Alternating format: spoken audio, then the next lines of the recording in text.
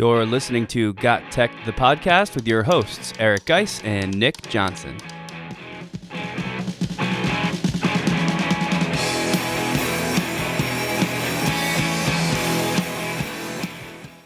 Welcome back to GotTechED the Podcast. This is episode 65 called 16 EdTech Tools for the New School Year. We always start the new year with an episode devoted to the coolest new EdTech that we learned about over the summer, and this is that episode. So why not start off your new school year with some passion and inspiration by tuning in? This is one episode you don't want to miss.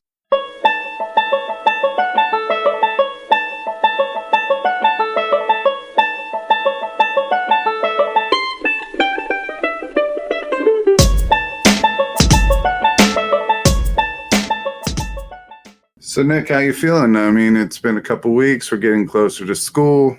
What's going on with you? Not too much is going on. I'm feeling okay. It's just a strange start to the new school year, trying to determine what COVID-19 means for all the different scenarios, and depending on what state you're in and what really your district's situation is. I know me and you, supposedly as of now, we're doing like a hybrid schedule for the upcoming school year, which is totally brand new. And I think just like anybody else, I'm trying to figure it out and just plan what that's going to look like for me and my chemistry students. So it's an interesting time, to say the least. How about you? Yeah, I mean, this is the first year I'm going back into the classroom. So it's the first time I'll be in the classroom in the last 6 years. And I'm teaching AP Bio, a subject that, I taught Bio before, but not AP. So we're taking it to the next level and just trying to figure out whether remote is the option or if this hybrid is going to stick. Because I know in the news over the last couple of weeks, sports are starting to get, postponed until 2021. I'm interested when September 9th or whatever our first day comes about, what is that really going to look like? That's what I'm interested in. So whatever it is, today's episode, I think will help out with either one, because everything that we go over today, you would be able to use in the remote classroom, and the students would definitely be able to use it in the classroom for student-centered learning projects and things like that. Yeah, I think that's one of the coolest things about really the stuff we've been pushing all along, is that it kind of doesn't matter. If you're a teacher that's going back to a fully in-person school year, great. Nothing changes for you. You can take these EdTech selections just like always and use them for that purpose. If you're in a hybrid model, like maybe we will be, then you can definitely use it there, and for the people that are going fully remote. And there's a lot of those districts out there as well. You're going to need some of this stuff, not because you want to, but because you have to. So hopefully there'll be something for everybody, no matter what the situation. I think that was important to point out. I'm glad you brought it up. Yeah. So before we get into our content, we've been getting a lot of reviews lately, a lot of ratings lately on iTunes. I guess they're called Apple Podcasts now, and some of our other podcast players and platforms. So keep those coming. We love to see them. We'd love to read them out on our podcast episodes. If you like what we're doing, that's a great way to just say, to let us know that you do like what we're doing.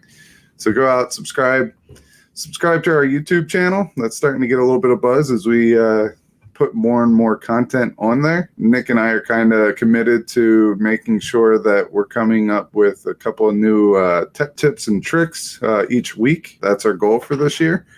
And then also, we are on Twitter at We Got Tech, and Nick's at Nick Got Tech, and I'm at Guys Got Tech. So reach out if you have any questions. We did do an episode all on questions that we gathered over a couple month time span. We'd love to do that again. The last thing you could do is just share our podcast with a couple friends.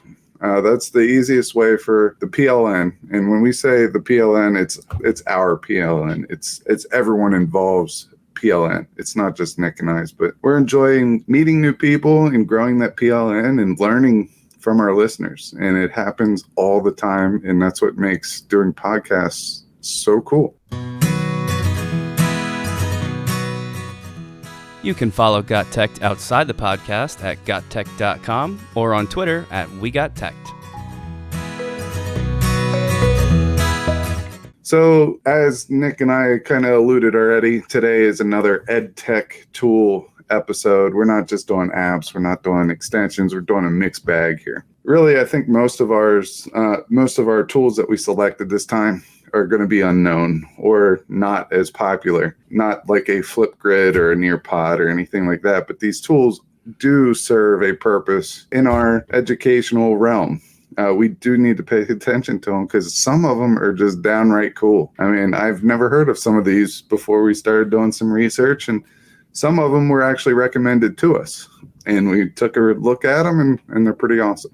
Yeah, sometimes this is my favorite type of episode. We didn't put any limitations on this. So we've got 16, which is a small number.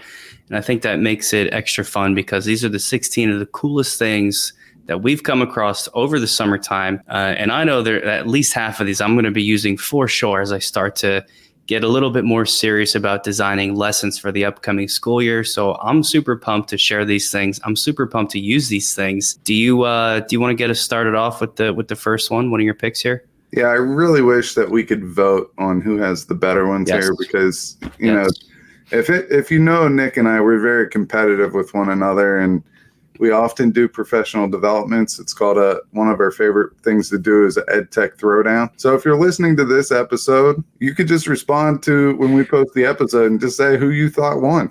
And, you know, when you put my name down, I will humbly accept that. And if you put Nick's name down, I will probably erase that Twitter message very, very quickly.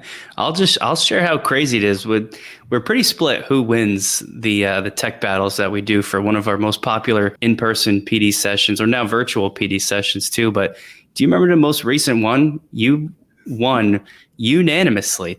I did not get one single vote, and it wasn't a small crowd either. No, yeah, and it's the same. We always present, and sometimes I win, sometimes you win. It was really weird. It was finally we had a truthful audience. That's what happened. They put you and I aside, and they picked the tools that were awesome, and I had those tools that time. So all right, let's get into it. I'll start us off. Sure. So my first one is random.org. Random.org is pretty awesome, especially if you're a math or a bio teacher and you need randomness. So oftentimes when we work with populations in science, we need randomness. We need either heads or tails of a coin. We need different playing cards. We need a lottery system or dice to do probability and things like that. So in random.org, you could just say, how many outcomes do you want? Do you want them to be coins? Do you want them to be playing cards? Do you want them to be dice? Whatever you want. And it will show a picture of, if I pick 30 dice being rolled randomly, it will show that. And then we could use that for our problem sets. You could also use this if you assign every kid a number, you could use this to randomly pick names out of a hat. I think they have something close to the wheel of names, but anything random that you could think of, a situation where you need something random, you want to go to random.org and check it out. So that's my first one, random.org. I'll throw this out too for random.org. I actually use that for anybody out there who runs any kind of club or organization. We do a ski club at the high school that Guise and I work at, and it's a pretty popular club, and it gets tough to select members. So we run a lottery, whereas we take as many permission slips as possible, and then there's a random number selection to choose that year's participants, just as like the most fair way to do it. We just assign each student a number, and then I let random.org do the random selecting for me. I record it. I post that recording online. So, all the parents and students can sort of check that video to make sure it actually was a true random selection. And besides all the cool stuff Guise mentioned, like the cards, dice, coins, lottery, you can use it for, simply a random number selection, which is useful for a number of different tasks. So that is one of my faves. And I'll jump into my first selection too, which is perfect for me. It's as a guy who appreciates the arts and making things look nice, especially in a lot of the stuff that we're doing today online in branding. There's coolors.co. That's COOLORS.co. Essentially, Coolors, I hope I'm saying that correctly, Coolors. If I'm not, feel free to write in and tell me about it. But coolors.co, it's a color palette generator. So if you're trying to develop a presentation, if you're a student, you're trying to develop a project and you want to sort of hit that maximum threshold for professionalism, and have all your colors match nicely and within sort of a pre-designed palette, especially for people like you guys that are colorblind. You just see a random selection of grays. This is going to be extra perfect because it does all the picking for you. Coolers.co, like I said, it creates the perfect color palette.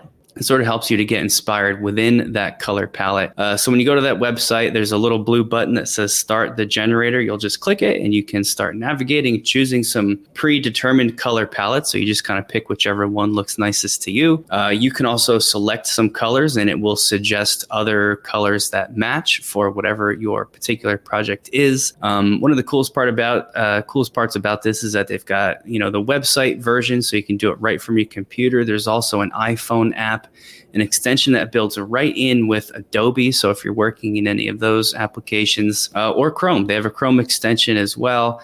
It also sort of ties in with some social media like Instagram. I haven't played around with that one a whole lot yet. But just really, really super cool. Like I said, for any projects where you're trying to make sure you hit that maximum or the best possible look you can use coolers.co to help you get the colors looking spot on. So check it out. That's one that I would have to use. It's perfect for you. I mean, being terrible at that whole color scheme thing. Yep.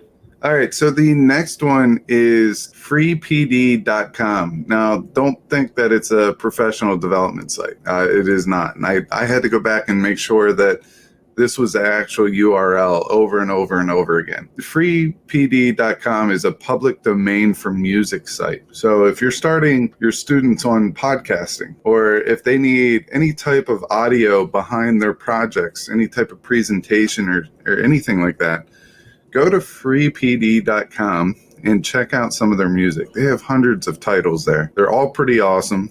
Some of them are, not my taste, I should say. Like, I'm not a polka guy. I wouldn't put polka in the back of a podcast.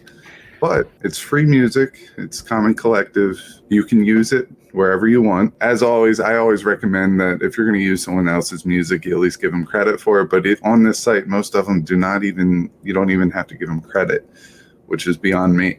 It even says down at the bottom that you could take this music and sell it under your own purpose, for your own purposes. Like, you can legally go onto that site and do that, which was very strange for me to see. I've never seen anything like that, but freepd.com. Yeah, that's cool. A lot of times they'll give it to you for free, but as long as you're not making any money. So it's cool they allow you to use that. I actually because at the beginning when you and I started making videos, I was just taking any music, any song from anywhere and using it. And I actually got a cease and desist letter for some of the early posted videos. Did that ever happen to you?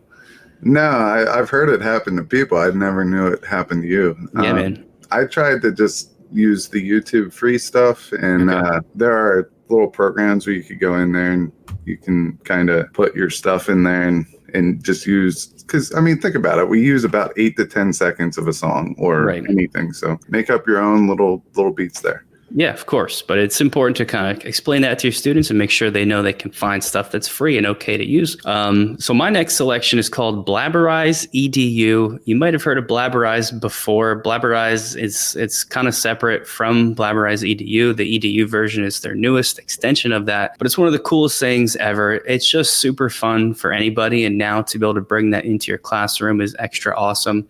If you've never seen it before, essentially what it is you can imagine any picture of usually somebody, something like an animal or a cartoon's face. And Blabberize will, adjust the mouth area of the picture so that it moves. So then it records you talking and automatically inserts your voice behind the moving mouth of this picture. When it's supposed to be funny, because if you pick something like, I think when you first go to BlabberizeEDU's website, you'll see it's like a llama or an alpaca. And it's this alpaca's mouth moving while it's your voice talking over top of it and narrating, saying whatever you want, whatever you recorded. And it's hysterical. So it's just a really fun thing to do. The applications of this for your class projects are endless. The kids will love it. You'll love watching them. Super fun. So essentially, you're making any picture with a mouth talk with your voice narrating over top. And again, BlabberizeEDU is a version of Blabberize that's there for teachers and students. Some of the cool parts about it is a lot of teachers were using just normal Blabberize, but they would have to share their one single username and password with their whole class. But now you don't need to do that, because in the EDU account, you can set up individual accounts for yourself as the teacher and each of the students in your class. So that makes this whole process much easier. The students and teachers now within that class can share.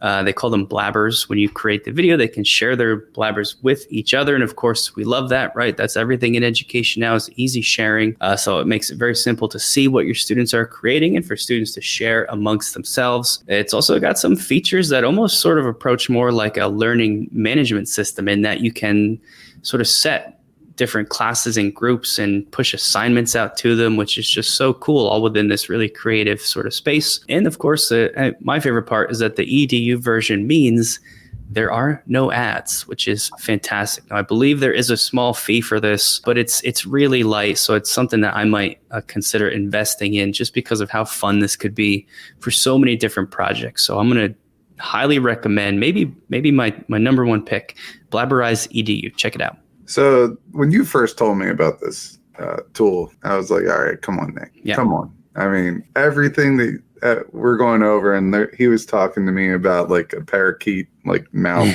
popping up and down. Mm-hmm. So I went and checked it out, and I thought it was awesome. $10. They're running a deal right now. It's $10 for the year, 30 accounts, student counts. So I got it already. I mean, I'm logged in. I've been playing around with it since you told me about it. Nice. And the one thing I think I'm going to use it for is like the personalizing of my classroom. I could see maybe like in AP Bio, I plan, like graphs are a big part of everything. So I'm going to have a talking, penguin give the Friday. I'm going to do a table or some type of data evidence piece that they have to analyze it and kind of tell me what's going on every Friday. Nice. So I'm going to have the penguin give the directions. Maybe the next time it'll be a giraffe. Whatever we get a little bit of a laugh out of the kids, that'd be great. I mean, it's not going to take up more than 15, 20 seconds of the whole thing. So I think that humor piece, a lot of us in the classroom, we use humor as our best way of keeping everyone together. I know in your class, humor is a big part of your class. Same thing for mine. And it's like the glue of everything. So I could see this, especially in the remote setting, kind of being that glue that keeps everything kind of light, but still focused. So my next one for the remote classroom is phenomenal. I had doubts. I had a lot of doubts. And I'm a teacher that's going back into the classroom. I have all these old tests and everything like that. I do not plan, I don't want to say that I won't do this, but if we're doing all remote, I'm not giving multiple choice tests for grades. I'm just not. There's no way to hold kids 100% accountable.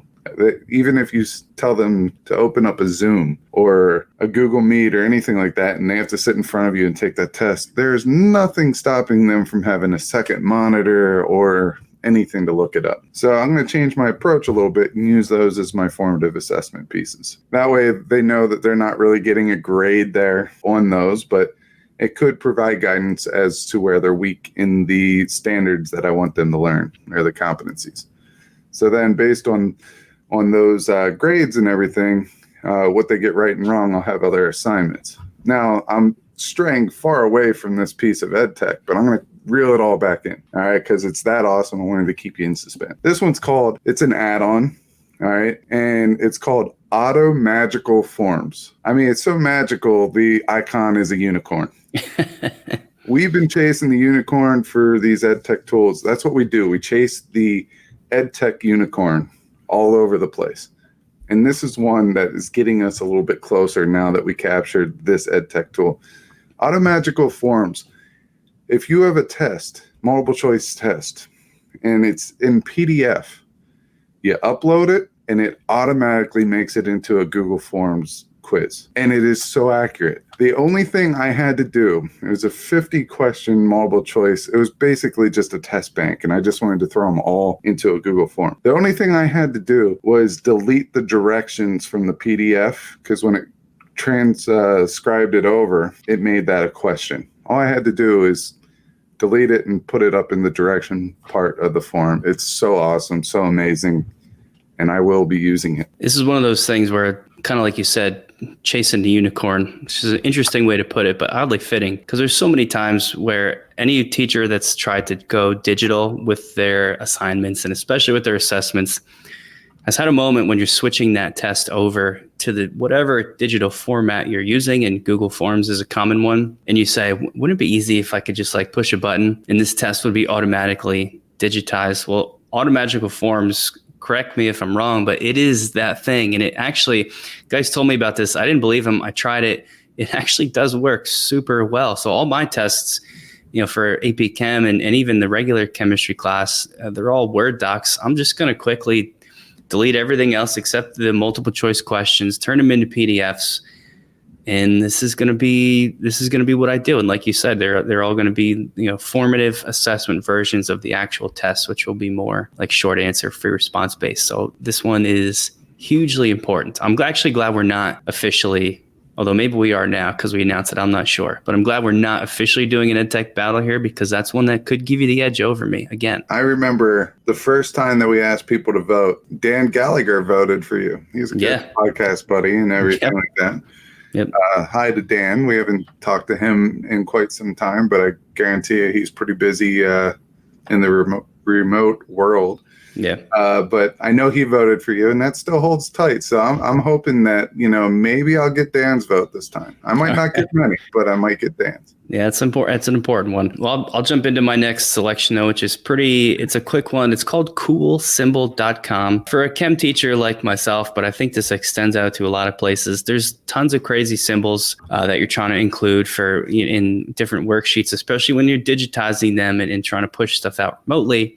It might be tough to find the exact symbol you need to include. For chemistry, there's chemical equations with arrows, all sorts of different, like there's a back and forth arrow for chemical equilibrium, and this type of arrow for forward and reverse, and a special different arrow if there's a thermodynamic component to the reaction. And a lot of the times, if you're in your Microsoft Word or your Google Docs, you can find these symbols, and they have a lot of them, but they don't have all of them. So something like coolsymbol.com can help to fill those gaps. Essentially, you go to this website and it's just right on the main page, super easy. You don't have to click anywhere or go anywhere.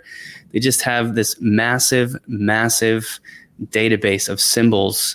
And it's so easy. As soon as you click the symbol, there's like a square shape with the symbol on it. You say, I want to use that. You click it. That one single click automatically copies the symbol to your computer's clipboard, and you can paste it into anywhere you want to go. So I'm scrolling down the page right now. There's currency symbols, bracket symbols. It looks to be about, 60 different types of brackets. And what does Microsoft Word give you? Maybe 5 to 6 if you're lucky. Chess and card symbols, degree symbols, weather symbols, little rain clouds, sunshine, umbrellas, snowmen. There's got to be 200 different types of arrow symbols you can use. And the list goes on and on. Besides just these sort of text-based symbols, they do a similar thing with emojis.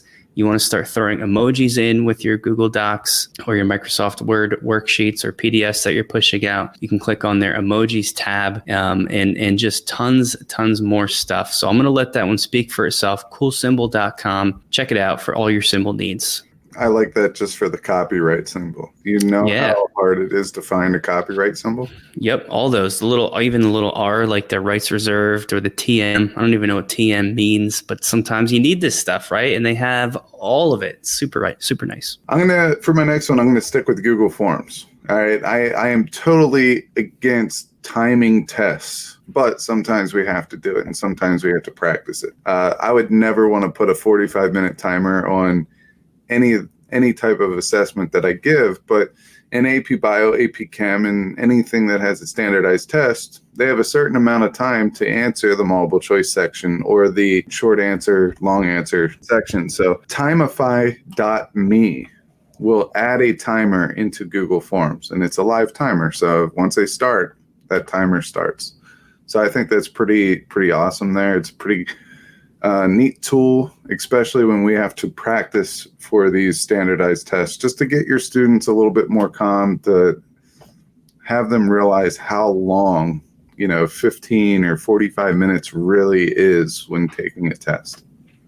Yeah, I can, been teaching AP science for a while, I can give you this advice, dude. It actually helps a lot to train your students, like as you predicted already, but I can tell you it really does make a big difference to get them to get used to the timing of a test, because it's one of the most stressful parts. And once they get used to that, it actually helps them do way better on the exam, because the time element, it's not something they have to worry about. So a tool like Timify Me is really helpful. And I got another one that's going to be helpful for you. I already called you out once for the coolers.co. Sorry, man. It's just the picks.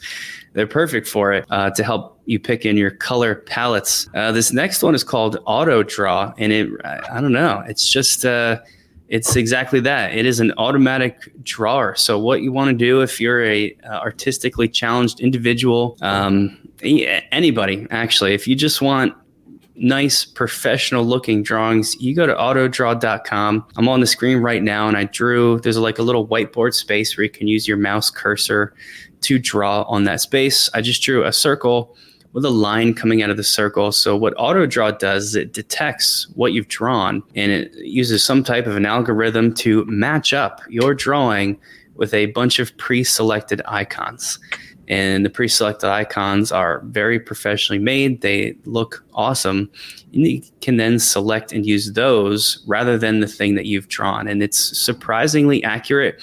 Before we started the show, I was testing it out, and I tried to draw a mouse, not a computer mouse, like a little animal mouse. And my computer drawing of a mouse looked ridiculous. It was a very sad looking mouse. But AutoDraw knew that I was trying to draw a mouse, and it has like 5 different little icons of mice that I could use and select from, and then copy paste that. So maybe even if you can draw a mouse, here you can spend about 5 seconds doing the crappiest version possible, and then just steal AutoDraw's really nice version and just copy paste it into whatever document you're trying to use. I like this for student projects, so you can sort of level that playing field of kids that can draw. Of course, their projects are going to look better, and they might score better because of it. Now all of your kids can have very nice drawings with something like AutoDraw. Super cool. So the secret's out of the bag there. That's obviously what you do. And maybe. I mean, I'm getting a lot better. You're staying the same. So really the gap is closing a little bit. Yeah, you might say that. I mean, we might be even. It's true. I'm seeing this being used, like, especially now if we're in a remote situation, we can use Jamboard as a whiteboard. And as we're teaching, if someone asks you a question, you need to quickly draw something, just split screen it and then use Dual List. That's one that we mentioned in past episodes, to have 2 screens on your one screen, and just have AutoDraw up there, and then draw your little figure and click it over there, and you're good. Yep, why not? I think that's awesome. It is awesome. All right, so the next one, we're going to stay in the Google family here, and we briefly mentioned this one before, but I had to bring it out again because I just used this for a virtual gallery walk, and I was doing a professional development, and I wanted to get to know the people that we were working with, because this is someone that we're going to be working with throughout the whole year. So I wanted to get to know them a little bit. I assigned every person that was taking this virtual professional development a slide, asked them to have a picture of themselves, their social media, where they teach, who they teach for, how long they've taught, and things like that. But they had to do it in pictures. Everything was pictures. And then I asked them to use Record to Slides. Okay, this is an extension. Record to Slides to basically give us the museum tour of their slide. And it was basically just an introduction to them and their slide. And it was pretty awesome because they all went in there, they did their slide, they recorded using Record to Slides, and then everyone else can just go in there and click through there and basically get to know everybody. And this could be done. So I asked them to do it before we started the professional development, and then to click around on everyone's slides. And then once we got there, since we're doing virtual, if we would do any type of introductions and stuff, it's super choppy, but now they know each other. And if they didn't know someone, they could go back to that slide deck and learn about those people. you could do this in the classroom as well. Super important, something like that, especially maybe if you are all virtual, in a way to sort of help the kids get to know each other. So I think that's a good one to bring up for a second time. My next selection is pretty cool. It's called Be Funky. Guise and I right now, one of the many projects we're involved in is designing a brand new course. I think we called it World. Is it World Ready Media or Work Ready? I always get them confused. It's World Ready Technology. That's it. World Ready Technology, which is a fitting name, but it doesn't always describe it to people who are learning about it for the first time. Essentially, it's a class about digital media creation in the modern world that would include blogging, social media, websites, podcasting. Really, it's the way a lot of people make their living. It's just being an internet maybe personality, or at least a presence, and how to do that. And one of the, there's lots of challenges to that. One of them is just putting out good content, visually appealing content that sort of helps to brand you and help your followers get to know you, so that you actually can make a living off of something like this. And befunky.com is a great tool to start getting your students used to this type of thinking. Even if you don't teach a course like this, we should be building in more and more projects in our, even our academic classes that tie in this type of thinking. So at its heart, Be Funky, it's just a picture editor, but it lets you do so many cool things that tie into this internet-based digital world. So as simple as cropping and resizing photos, you can do that. A little bit on the fancier side is really, really, really cool ways to turn your photograph into digitally recolored artwork, essentially. So sort of like setting different color themes, and it reworks the whole image. So it has this really crazy artsy pop to it before you post it. You can turn it into like a classical style painting or a sketch or a cartoon to give it a neat look. Batch editing photos. So take a whole series of photographs and apply the same filters to those photos. A huge one for me is removing the background. In one of our last couple episodes, we told you guys about remove.bg, which is a free background remover that takes no skill, no downloading, no learning. You can do a similar thing with befunky.com. Retouching portraits. So if you've got an iPhone, you know about portrait mode, which gives you crazy, super clear images of something in the foreground, and it kind of blurs out the background. You can do that. Awesome way to make your social media post look incredible. And then the list goes on. There's collage makers, there's design templates, stock images, like we mentioned before, that you don't have to worry about paying royalties to someone to use them. Be Funky is fantastic for this type of digital media creation. So definitely check that one out. To me, I'm very excited about Be Funky because of the name. It just makes me want to start singing like a Bruno Mars type song or something like that. The one thing I really like about that is it's like Pablo, the extension Pablo, but I would just use that extension to put pictures to quotes, quotes to pictures. But this is really just taking it to the next level. Yep. And that's another one that I could probably use to close the gap between us. I mean, there's a theme going on in this episode. I kind of want to call this episode "Chasing the Unicorn," but right. I probably will not do that. Yeah. But the next one that I'm going to go over, it's in the podcasting realm again. I met the gentleman that made Sodaphonic on Twitter. I think we followed up on through email and everything like that. But in the past, we've recommended things like Twisted Wave and Vocaroo and things like that. Sodaphonic is kind of the thing that if you take the things I like from Vocaroo and the things I like about Twisted Wave and you mash them together, now we have Sodaphonic. And this is one I'm excited about because you can sign up for an account, but you don't need to. With our students, if they're not signing up for an account, that means they're not getting any information from them. So the whole privacy and not selling information is key. But Sodaphonic allows you to record and edit all in the same web-based platform. So it's a URL that you go to. Just go to Sodaphonic and you'll be able to find it if you search it on Google or click the link in our show notes. Start by just hitting record your whole thing, hit done, and then go back and edit it. And the editing tool is super easy. It's something that the students or anyone that really records with it, you could easily see how the editing tools work. And you don't have a plethora amount of editing tools. It's just the basics. And this is the reason why I like it. It's a program that does something very simplistic and very effective. And that's something that you and I are starting to latch on to more and more. Getting something that does something very well and doesn't try to push the boundaries of all this crazy cool stuff that is overcomplicated that will overwhelm people while using it. So Sodaphonic. Yeah, because that's what people want, right? And I think a lot of developers are starting to realize that.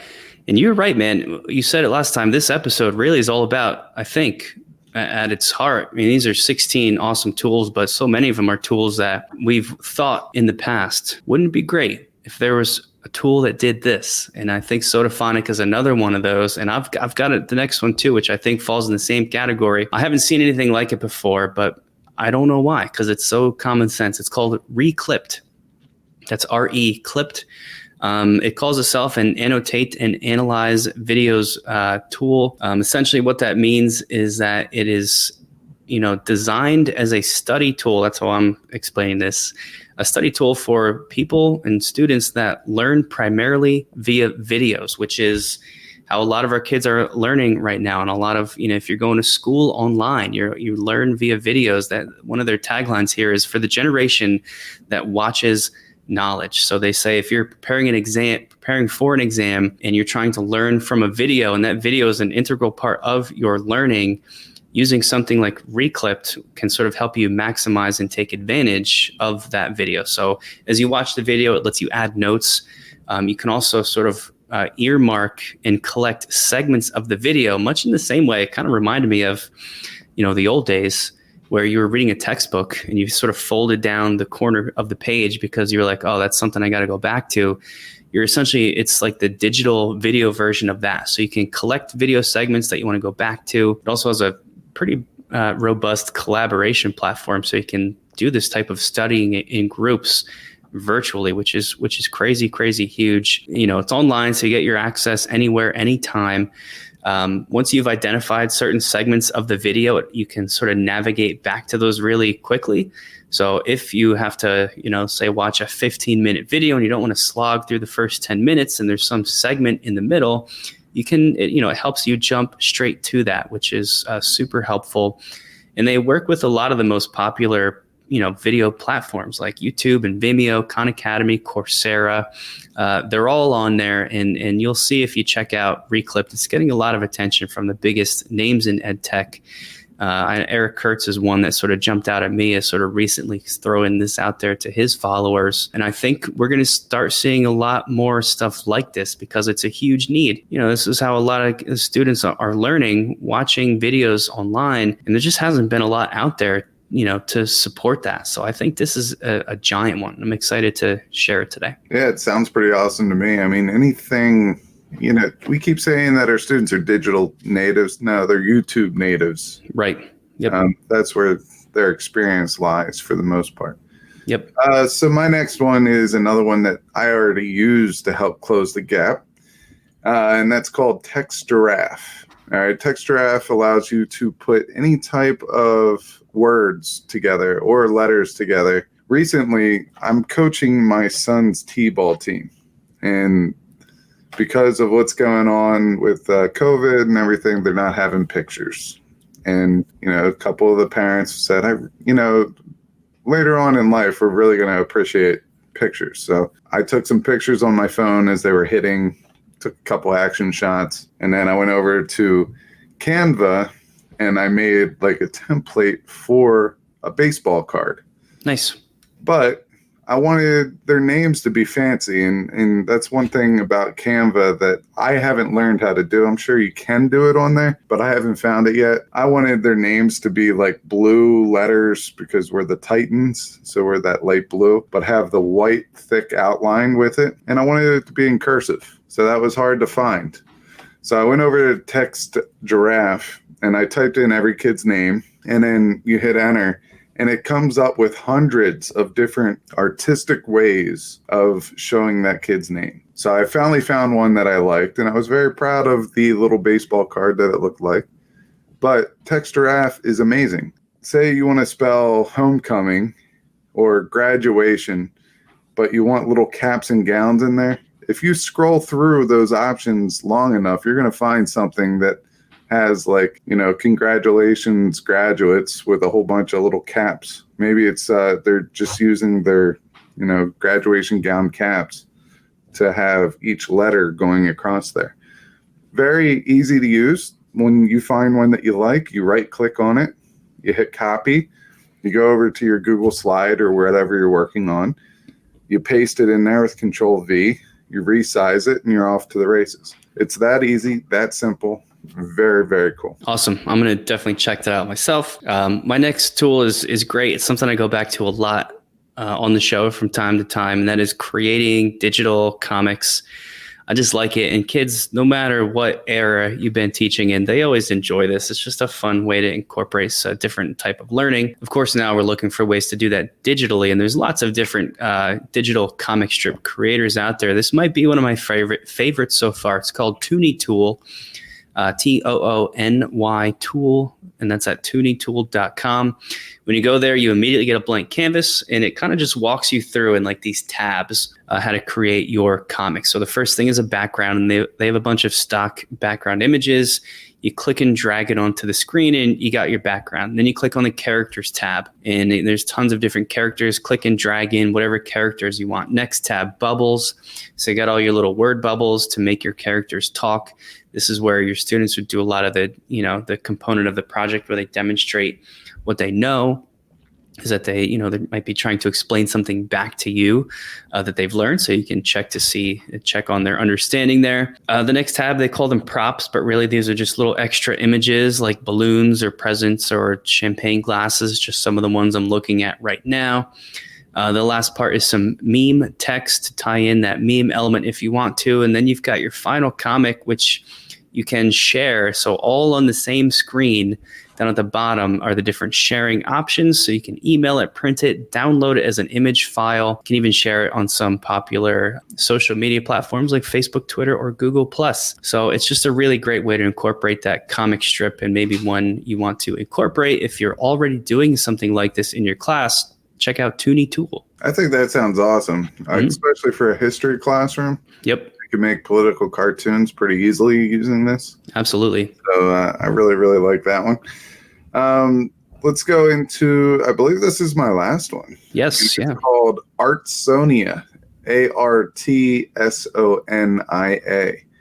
And this one is super cool for, I think, remote learning in the art class. And I know that we never really touch on anything kind of like this before.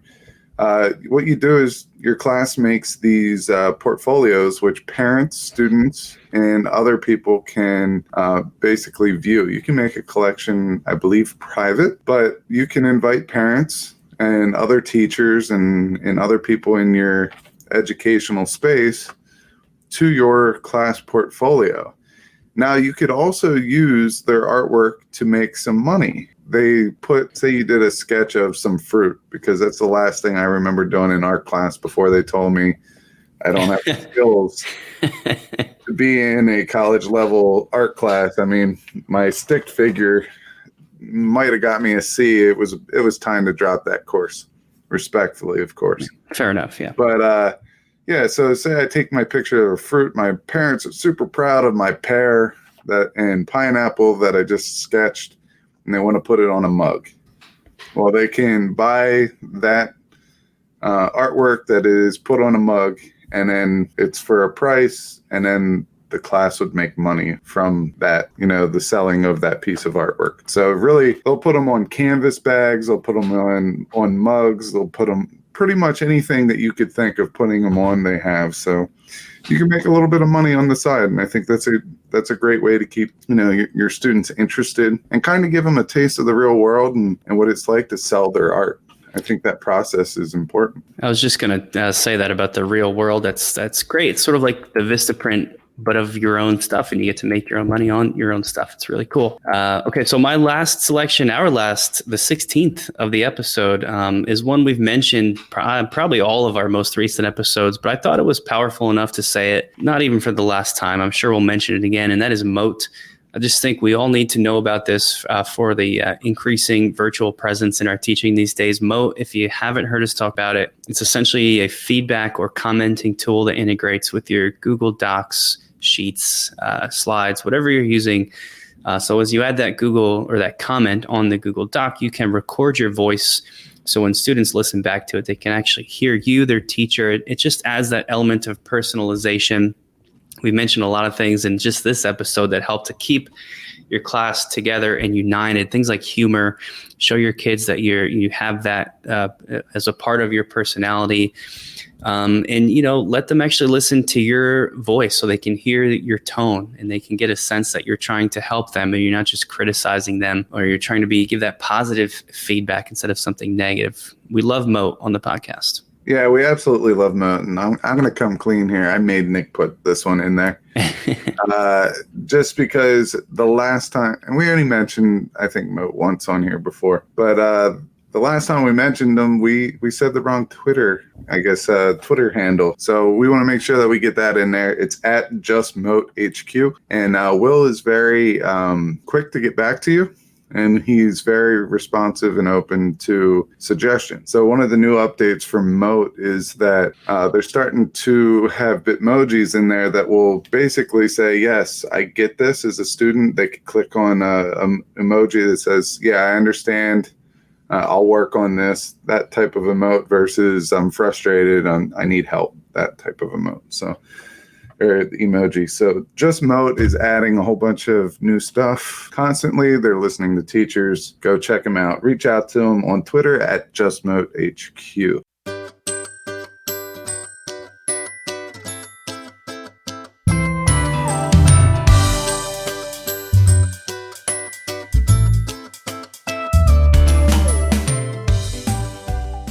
So that's going to wrap up our main bulk content for this episode. We just want to do one quick sharing of something that Nick and I and another former guest, Kyle Nemus, has been working on. I'm going to kick it over to Nick so he could get us started on this. But it'll take a couple seconds of your time, and I think it would be very beneficial for anyone that checks it out. Yeah, so we haven't talked about it a whole lot. It's maybe a year in development of sort of building in this side project with our friend of the show, Kyle Nemus, like Guise mentioned, one of the co-creators of Classroom Q, a tool we bring up a lot.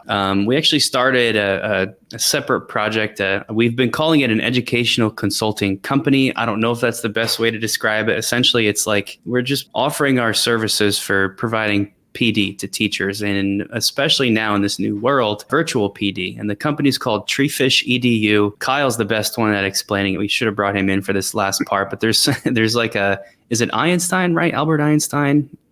Is that who the quote is attributed to? Yeah, we should really get this down. But yeah, so basically TreeFish. I mean, it sounds like a alcoholic beverage, but it's not. So basically, picture a fish in a water, and you as the fish's teacher tells it to go climb a tree. So we have our students that learn a certain way. And if you tell a fish to go climb a tree, it's going to live its life thinking that it's stupid. And that's the gist of it. So basically, TreeFishEDU wants to we want to train teachers on how to meet their students where they're at, where they're comfortable, and how they best learn. So basically, how to assess where each student's at and how to know where or how a student learns the best, and then give teachers the tools that they need to meet the needs of multiple learners in a classroom. That was really good. I'm glad I kicked that over to you for the explanation, because you did way better than I was going to do. But that's the background the background story behind this weirdly named company, TreeFishEDU. All of our wives, by the way, disagreed with the naming of TreeFishEDU, but we still went with it against their advice. Yeah, I don't know.